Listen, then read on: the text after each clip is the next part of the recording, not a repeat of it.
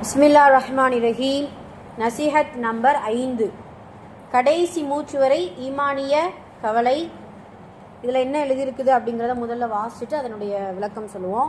அல்லாஹு தஆலா தன் திருமறையில் சூரத்துல் பக்ராவில் 132 133வது வசனத்தில் அல்லாஹ் குறிப்பிடுகிறான், இப்ராஹிம் அலைஹிஸ்ஸலாம் அவர்களும் யாக்கூப் அலைஹிஸ்ஸலாம் அவர்களும் தன்னுடைய பிள்ளைகளுக்கு இறுதியாக செய்த உபதேசம், என் பிள்ளைகளே, அல்லாஹ் உங்களுக்கு இந்த மார்க்கத்தையே தேர்ந்தெடுத்துள்ளான், இந்த மார்க்கத்தை உங்களுக்காக தேர்வு செய்து வழங்கியுள்ளான். ஆகவே அல்லாஹ்வுக்கு அடிபடுகின்ற முஸ்லிம்களாகவே அன்றி நீங்கள் மரணிக்க வேண்டாம் என்று இறுதி உபதேசம் செய்தார்கள்.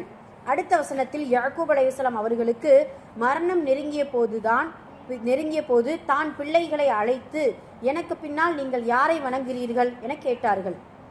அதற்கு அவர்கள், உங்களுடைய இறைவனும் உங்கள் தந்தையுடைய இறைவனாகிய இப்ராஹிம், இஸ்மாயில், இஸ்ஹாக் ஆகியோரின் இறைவனாகிய ஒரே இறைவனைத்தான் நாங்கள் வணங்குவோம், நாங்கள் அவனுக்காக முற்றிலும் அடிபணிந்த முஸ்லிம்களாகவே இருக்கிறோம் என்று கூறினார்கள் என்ற செய்தி சூரா பக்ராவில் இடம்பெற்றுள்ளது.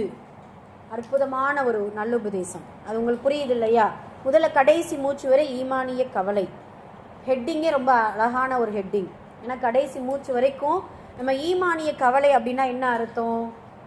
ஈமானோடு வாழ்ந்து, நம்ம இறைவனிடத்தில் அடிக்கடி துவா செய்வாங்கள பெரியவங்க, யா அல்லாஹ் ஈமானோடு வாழ்ந்து ஈமானோடு மரணிக்கக்கூடிய பாக்கியத்தை கொடுன்ட்டு துவா செய்வாங்க. நம்மளுடைய நினைப்பு எப்படி தெரியுமா?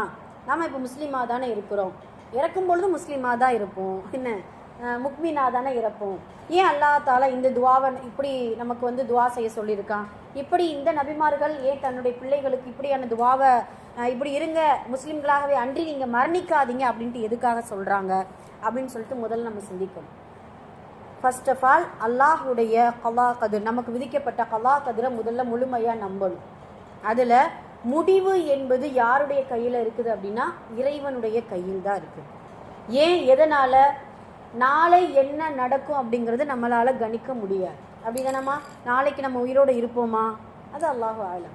நாளைக்கு என்ன நமக்கு நடக்கும், நாளைக்கு இந்த டைம் என்ன பேசிகிட்டு இருப்போம், எந்த இடத்துல இருப்போம், நாளைக்கு என்ன மனிதர்கள் பொருளாதாரத்தை தேடுவாங்க, இது எல்லா விஷயங்களும் நாளை என்கின்ற விஷயம் எல்லாமே அல்லாஹ்வுக்கு தான் தெரியும், நமக்கு தெரியாது.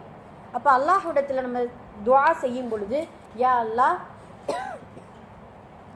என்னுடைய முடிவை சிறப்பாக்கி கொடு, என்னுடைய மரணத்தை சிறப்பாக்கி கொடு. உங்களுக்கெல்லாம் ஒரு ஹிஸ்ட்ரி உங்களுக்கு ஞாபகம் இருக்குன்னு நினைக்கிறேன். 90 கொலை செய்த மனிதனுடைய வரலாறு நம்ம படித்தோம்ல, 99 கொலை செய்த மனிதனுடைய வரலாறு நம்ம படித்தோம்ல. 99 கொலை செய்யக்கூடிய அளவுக்கு அவனுடைய வாழ்நாளில் அவ்வளோ கொலைகள் செஞ்சுருக்கான். கடைசியாக இன்னொரு மனிதனை என்ன செஞ்சுட்டான்? கொலை செஞ்சு 100 பூர்த்தி செஞ்சுட்டான். பூர்த்தி செஞ்சால் ஒரு கொலையாளி, அதுவும் 100 கொலை செய்த ஒரு பெரும் பாவியுடைய மரணம் எப்படி இருக்கணும்? கொடூரமாக இருக்கலாம், இல்லை வேறு ஏதாவது நோய்களை கொடுத்து அல்லாஹ் மரணிக்க செஞ்சுருக்கலாம். ஆனால் அந்த மனிதனுடைய மரணம் சுபஹான் அல்லாஹ் ரொம்ப இலகுவான முறையில், அதுவும் மலக்குமார்கள் போட்டி போட்டுக்கொண்டு அவருடைய ரூஹை கைப்பற்றக்கூடிய அளவுக்கு அல்லாஹு தஆலா முடிவை சிறப்பாக்கி கொடுத்துட்டான். இது நல்லவர்களாக வாழ்ந்த ஒருவருடைய வரலாறு உங்களுக்கு தெரியும். அதாவது 70 வருடம் வணங்கின ஒரு வணக்கசாலி, 70 வருஷம் பார்த்தீங்கன்னா அவ்வளவு வணக்கம். அந்த 70 வருஷம் வணங்கக்கூடிய ஒரு வணக்கசாலி என்ன செய்கிறாருன்னா, சுருக்கமாக சொல்லிடுற ஒரு உதாரணத்துக்கு, நல்லவங்களாக வாழ்ந்தால் முடிவு எப்படி இருக்கும், தீயவங்களாக வாழ்ந்தாலும் முடிவு எப்படி இருக்கும், யாருடைய முடிவும் யாருடைய கையில் இருக்குது? அல்லாஹ்வுடைய கையில் இருக்கிறதுங்கிறதுக்காக ஒரு உதாரணம். நல்லவராக ஒரு 70 வருடம் ஒரு வணக்கசாலி வாழ்ந்துட்டு இருக்கிறார். அவர் என்ன செய்கிறாருன்னா, அந்த ஊரில் வாழ்ந்த 3 அண்ணன் தம்பிங்க, அவங்களுக்கு ஒரே ஒரு தங்கச்சி, ஒரு சகோதரி. அந்த சகோதரியை அவங்க நினைக்கிறாங்க, ஒரு போர் நடக்குது, அந்த போருக்காக அவங்க 3 பேர் போகணுங்கிறதுனால இந்த சகோதரியை யார்கிட்ட விட்டுட்டு போகலாம் அப்படின்னு சொல்லிட்டு அவங்க 3 பேருக்குள்ள மஷவரா நடக்குது, அண்ணன்களுக்குள்ள. அப்போ ஏன்னா ஊருக்குள்ளே யாருமே நல்லவங்களாம் நம்மளால் இது பண்ண முடியாது, ஏன்னா தாய் தகப்பன் இல்லை என்ன.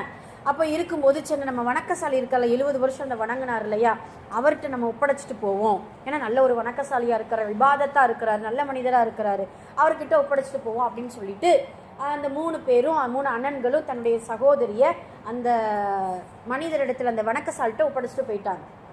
இந்த வணக்கசாலி என்ன செய்வார்னா, அந்த வீட்டில், அதாவது அந்த சகோதரி தன்னுடைய வீட்டில் தான் இருப்பாங்க, அவங்களுடைய வீட்டில் தான் இருக்கிறாங்க. இந்த வணக்கசாலி என்ன செய்வார், அந்த பெண்ணுக்கு சமையல் செய்ய தெரியாது. இவர் என்ன செய்வார், சமையல் செஞ்சுட்டு வந்து ஃபஸ்ட்டு வெளியில் என்ன செஞ்சிருவார், சமையல வெளியில் வச்சிருவார்.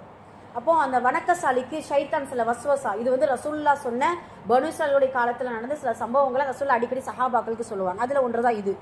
அப்போ என்ன செய்வான், அந்த ஷைத்தான் என்ன செய்வான், இப்படியே வச்சுட்டு போறியே, அந்த உன்னுடைய பொறுப்பில் தானே அவங்க ஒப்படைச்சிட்டு போயிருக்காங்க, நாளைக்கு அல்லாஹ்விடத்தில் நீ பதில் சொல்லணும்ல, உணவு பிடிச்சிருக்கா பிடிக்கலையா நீ ஏதாவது கேட்கலாம்ல அந்த பிள்ளைகிட்ட அப்படின்னு சொல்லி என்ன செய்யறான், வஸ்வசா பண்ணுறான். சுப்ஹானல்லாஹ். அப்போ வஸ்வசா பண்ணவும் அந்த மனிதர் வெளியில் நின்று என்ன செய்கிறாரு, கேட்குறாரு, உனக்கு பிடிச்சிருக்கா பிடிக்கலையா, வேறு ஏதாவது உங்களுக்கு வேணுமா தேவைகள் இருக்கா அப்படின்னு சொல்லிட்டு கேட்குறாரு. கேட்ட உடனே ஒரு நாள் போகுது, 2 நாள் போகுது, அப்படியே காலங்கள் போக நாட்கள் போக மறுநாள் என்ன செய்கிறாங்க, இப்படி ஷைத்தான் என்ன செய்யற, இன்னொரு ஊசலாட்டம் பண்ணுறான். இப்படியே வெளியில் நின்று பேசிகிட்டு இருக்கிறீ, ஒரு சலாம் சொல்லக்கூடாதா அப்படின்ட்டு என்ன செய்கிறான், கொஞ்சம் கொஞ்சமாக வஸ்வசா பண்ணுறான். இப்போ கதவை தட்டி என்ன செய்கிறாங்க, சலாம் சொல்கிறாங்க, பதில் சொல்கிறாங்க. இப்படி வெளியிலே நின்றுக்கிட்டே இருக்கிறியே, உன்னை பிள்ளை உள்ள உயிரோட இருக்கா இல்லையா, நல்லா இருக்காங்களா இல்லையா, என்ன பார்க்கணுமா இல்லையா அப்படின்னு என்ன செய்கிறாங்க. கொஞ்சம் கொஞ்சமாக அந்த ஷைத்தான் வஸ்வசா பண்ணி பயங்கரமாக, வலைக்கும் சலாம், வஸ்வசா பண்ணி பயங்கரமாக என்ன செய்கிறான், வழிகெடுத்துட்டா. 70 வருஷம் வணக்கம் செய்த அந்த வணக்கசாலியை வழிகெடுத்து வீட்டுக்குள்ளே போய் தவறான உறவுகள்லாம் ஏற்பட்டு ஒரு வழியாக என்ன செஞ்சிட்டாங்க. அதனால் அந்த பெண் வந்து பார்த்திங்கன்னா குழந்தை பெற்றெடுக்கக்கூடிய நிலைமை அளவுக்கு வந்துடுச்சு. பார்த்தா அந்த 3 பேர் என்ன செய்கிறாங்க, அதாவது பெற்றெடுக்கலை இருக்குது, அந்த பிள்ளை வயிற்றில் இருக்குதுன்னு வச்சுக்கோங்களேன்.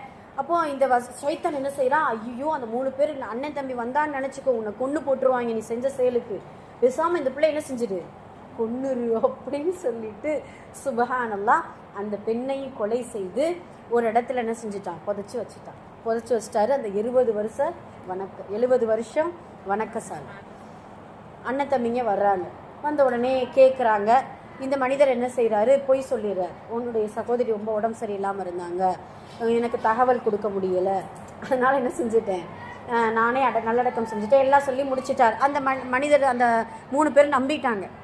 நம்பின உடனே அல்லாஹ் தஆலா என்ன செய்கிறான், இந்த 3 பேருடைய கனவுலையும் இந்த பெண் எங்கே அடக்கம் செய்யப்பட்டாலோ அந்த பெண்ணை வந்து கபர்லேருந்து எழுந்து என்னை கொலை செய்தவன் இவன் தான் அப்படின்னு சொல்கிற மாதிரி அல்லாஹ் தஆலா கனவை கொடுத்துட்டான். இது உண்மையான ஒரு சம்பவம்ப்பா. புகாரி கிதாபுகளில் வரக்கூடிய சில முக்கியமான சம்பவங்களில் இதுவும் ஒன்று. அப்போ கனவு இது பண்ணி சொன்ன உடனே காலையில் 3 பேர் எழுந்திருக்கிறாங்க. திடுதிப்புன்னு எழுந்து எனக்கு ஒரு கனவு வந்துச்சுன்னு ஒருத்தர் சொல்ல, அதே கனவு தான் எனக்கு வந்துச்சுன்னு இன்னொருத்தர் சொல்ல, அதே கனவு தான் அப்படின்னு சொல்லி 3 பேரும் பேசுனா, ஆகா அப்போ நம்மளுடைய சகோதரியை இந்த மனிதன் என்ன செஞ்சுருக்கான், கொலை செஞ்சுருக்கான் அப்படின்னு சொல்லி அவரை போய் அடித்து துன்புறுத்தி கடைசியில் பார்த்தீங்கன்னா அந்த பேர் என்ன, கழுகு மரம், அதாவது தூக்கு மேடைன்னு வச்சுக்கிறோமே, தூக்கு மேடையில் ஏழ்ற இது பண்ணுற அளவுக்கு வச்சுட்டாங்க. அப்பையும் ஷைத்தான் வர்றான். ஷைத்தான் வந்து என்ன சொல்கிறான் தெரியுமா, இப்பையும் கெட்டு போகலை, என்னால் தான் நீ வழிகெடுத்து போன, நான் ஒரு விஷயம் சொல்கிறேன், நீ கேளு, உன்னை நான் காப்பாற்றிடுவேன் அப்படின்னு சொல்கிறான். என்ன செய்யணும், 70 வருஷம் நீ அல்லாஹ்வை வணங்கினல்ல, ஒரே ஒரு சஜிதா மட்டும் எனக்கு செய், ஒரே ஒரு சஜிதா மட்டும் எனக்கு செய்யி, உன்னை நான் காப்பாற்றிடுறேன் அப்படின்னு சொல்ல, அதே போல் அந்த ஷைத்தானை நம்பி அந்த 70 வருட வணக்கசாலி என்ன செய்கிறாங்க, சஜிதா செய்து விடுகிறார். செஞ்ச உடனே ஷைத்தான் மறைந்து விட்டான், இவர் இறந்து விட்டார். என்ன செஞ்சிட்டார், கொலை செஞ்சுட்டாங்க. அந்த மனிதர் அந்த 3 அண்ணன் தம்பி என்ன செஞ்சுட்டாங்க, அடித்து கொலை செஞ்சுட்டாங்க. உங்களுக்கு புரியுதா, 70 வருஷம் அல்லாஹ்வையே வணங்கி ஒரு வணக்கசாலியை ஷைத்தான் எவ்வளவு தூரம் வழிகெடுக்கிறான். நம்மளாம் 70 வருஷம்லாம் வணங்கலை, அப்போல்லாம் நம்மளெல்லாம் எப்படியெல்லாம் வழிகெடுப்பான்னு ஷைத்தான். அதெல்லாம் அதிலிருந்து நம்ம பாதுகாத்துக்கிறணும். எதுக்காக சொல்ல வந்தோம் அப்படின்னா, 100 கொலை செய்த மனிதனுக்கு அல்லாஹ் ரஹ்மத்துடைய மலக்குமார்களை கொண்டு அவர்களுடைய ரூஹை கைப்பற்றி சொர்க்கத்தை கொடுத்த ரப்புல் ஆலமீனுக்கு 70 வருஷம் வணக்கம் செய்து அவனுடைய முடிவை, அந்த வணக்கசாலியுடைய முடிவை மாற்றி காஃபிராக என்ன செய்கிற அல்லாஹு தஆலா இறக்க வைக்கிறான். அப்போது ஒன்று தெரிஞ்சுக்கிறணும், முஸ்லீம்களாக பிறந்துட்டோம் அல்ஹம்துலில்லாஹ், முக்மின்களாக வாழ்ந்து கொண்டிருக்கிறோம் அல்ஹம்துலில்லாஹ். இதே ஈமானோடு இதே முஸ்லீம்களாக மரணிக்கணும் அப்படின்னா அல்லாஹ்விடத்தில் அதிகமாக நம்மளுடைய முடிவை கொண்டு பிரார்த்தனை செஞ்சுக்கிட்டே இருக்கணும். அதனால தான் இப்ராஹிம் அலைஹிஸ்ஸலாம் அவர்களும் சரி, யாக்கூப் அலைஹிஸ்ஸலாம் அவர்களும் சரி, அவங்க 2 பேரும் தன்னுடைய பிள்ளைகளுக்கு அட்வைஸ் பண்ணுறாங்க.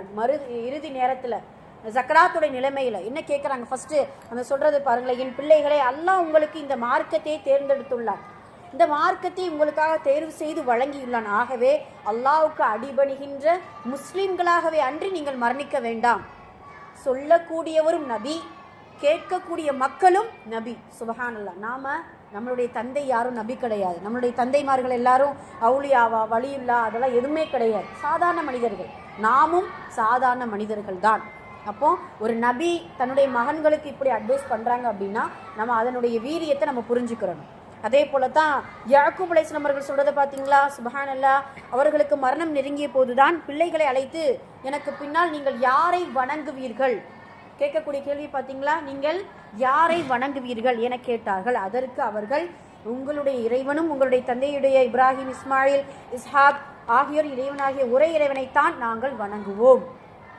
புரியுதுங்களா? அப்போ இன்ஷா அல்லாஹ் கடைசி வரைக்கும் அல்லாஹ்வுக்கு இணை வைக்காம, எந்த ஒரு குஃப்ரு, ஷிர்கு, பித்அத்தான செயல்களில் ஈடுபடாமல் முழுக்க முழுக்க இறைவனை சார்ந்தே நம்ம இருந்தோம்னு நினச்சிக்கோங்களேன். கண்டிப்பாக நம்முடைய முடிவை அல்லாஹு தாலா சிறப்பாக்கி கொடுப்பான். முஸ்லீம்களாகவே மன்னிக்கக்கூடிய பாக்கியத்தை இன்ஷா அல்லாஹ் கொடுப்பான். அதுக்கு ஒரு துவா இருக்குது. அந்த துவா எனக்கு ஞாபகம் இல்லை. இன்ஷா அல்லாஹ் ஞாபகப்படுத்துங்க. இன்ஷா அல்லாஹ் என்ன துவாப்பா ஞாபகம் இருக்கா? சரி, அல்ஹம்துலில்லாஹ். அப்போ முடிஞ்ச அளவுக்கு நம்ம இன்ஷா அல்லாஹ் இறைவனிடத்தில் அடிக்கடி கோரிக்கை வைக்கிறது என்ன அப்படின்னா, யா அல்லாஹ் இறுதி மூச்சு வரை ஈமானிய கவலையோடு, ஈமானோடு மரணிக்கக்கூடிய பாக்கியத்தை கொடு அப்படின்னு சொல்லிட்டு இன்ஷா அல்லாஹ் என்ன செய்யணும்? துஆ செய்யக்கூடியவர்களாக இருக்க வேண்டும்.